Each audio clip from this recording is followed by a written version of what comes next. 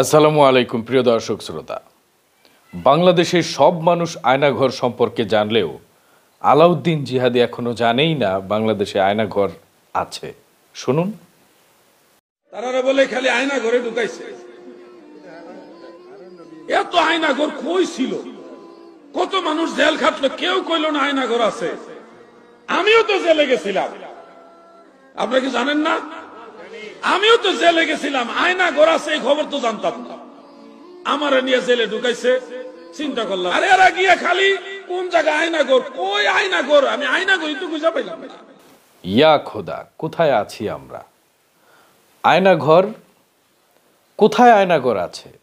আলাউদ্দিন জিহাদি ওরফে আলাউদ্দিন জিলাপি, যাকে এখন সবাই জিলাপি বলছে, আলাউদ্দিন জিহাদি থেকে আলাউদ্দিন জিলাপি বলছে, তিনি এখনো জানেই না আয়নাঘর যে বাংলাদেশে আছে। তিনি বলছে কোথায় আয়নাঘর, কোথায় এত আয়নাঘর? আমি তো অনেক জেলে গেলাম, কই আমি তো আয়নাঘর দেখলাম না, আমি তো সুন্দরভাবে ছিলাম। হ্যাঁ, আলাউদ্দিন জিহাদির মতো যারা আছে,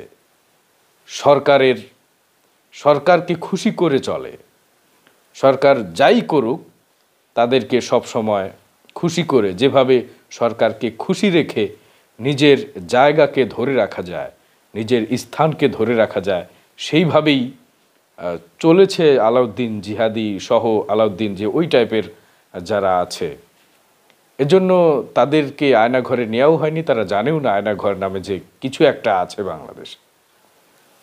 আয়নাঘর আছে কিনা মামুনুল হককে জিজ্ঞেস করেন, আয়নাঘর আছে কিনা ওই ছোট্ট রফিকুল ইসলাম মাদানিকে জিজ্ঞেস করেন, আয়নাঘর আছে কিনা জসিমউদ্দিন রহমানিকে জিজ্ঞেস করেন, আয়নাঘর আছে কিনা খালিদ সাইফুল্লাহ আইয়ুবীকে জিজ্ঞেস করেন।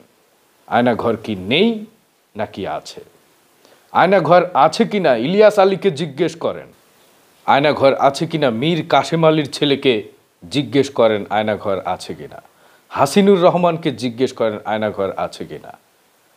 আলাউদ্দিন জিহাদি, আলাউদ্দিন জিলাপির মতো মানুষের কাছে তো আয়নাঘরের খোঁজ থাকবে না। তারা তো সব সময় সরকারকে খুশি করে চলে। আলাউদ্দিন জিহাদি যখন আটরশির মাজার থেকে, আটরশির দরবার থেকে যখন ফিরে এসেছিল, আমি তখন মনে করেছিলাম যে তিনি হয়তো ওই ভণ্ডদের পথ থেকে সত্যের পথে ফিরে আসছে। কিন্তু মুরব্বীরা বলে, চোর যদি ভালোও হয়, যে 16 আনা ভালো হয় না, 4 আনা থেকেই যায়। পাগল যদি ভালোও হয়, তারপরেও মাথা ঘোরানি থেকেই যায়।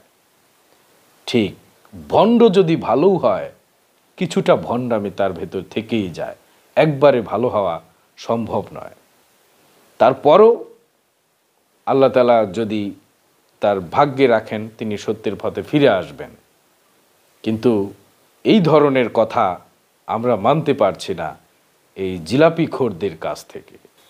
আয়নাঘর আছে কিনা নেই, আলাউদ্দিন জিহাদিকে একটু ভালো করে জানিয়ে দিন।